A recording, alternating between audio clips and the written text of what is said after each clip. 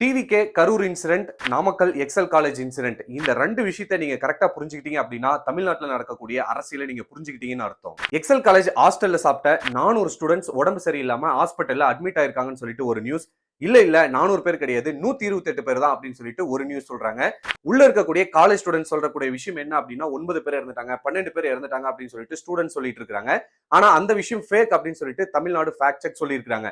Anyway அபிஷியலா சொல்லியிருக்கக்கூடிய விஷயத்தையே நம்ம எடுத்துப்போம். 128 பேருக்கு உடம்பு சரியில்லாம ஹாஸ்பிட்டல்ல அட்மிட் ஆயிருக்காங்க அப்படின்ற போது எத்தனை அமைச்சர்கள் வந்து பார்த்தாங்க, எத்தனை கவர்மெண்ட் அபிஷியல்ஸ் போய் பார்த்தாங்க.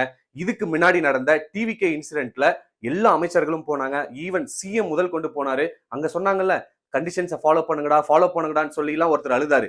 இன்னைக்கு எங்க போனாரு அந்த அமைச்சர்? இந்த ஒரு பொலிட்டிக்கல் பார்ட்டி மட்டும் கிடையாதுங்க. எந்த பொலிட்டிக்கல் பார்ட்டியுமே, எந்த பொலிட்டிக்கல் லீடருமே எக்ஸல் காலேஜ் இன்சிடென்ட் பத்தி பேசவே கிடையாது.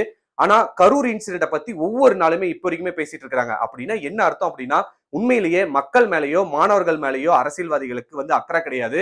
அந்த விஷயத்தை வச்சு அரசியல் பண்ணணும். அந்த விஷயத்துல டிவிகேவை குறை சொல்லணும், இல்ல டிஎம்கேவை குறை சொல்லணும்ன்றது மட்டும் தான் அவங்களுடைய எண்ணமா இருந்ததே தவிர, உண்மையிலேயே அரசியல்வாதிகளுக்கோ இல்ல நியூஸ் சேனலுக்கோ இன்ஃபுளுசர்ஸ்க்கோ அக்கறை இருந்திருந்தால் எக்ஸல் காலேஜை பத்தியும் பேசியிருப்பாங்க. பல இன்ஃபுளுசர்ஸ் ஆகட்டும், நியூஸ் சேனல் ஆகட்டும், இன்னைக்கு வரைக்கும் கரூர் இன்சிடென்ட் பத்தி பேசிட்டு இருக்காங்க. அப்புறம் ஏன் எக்ஸல் காலேஜை பத்தி பேசல?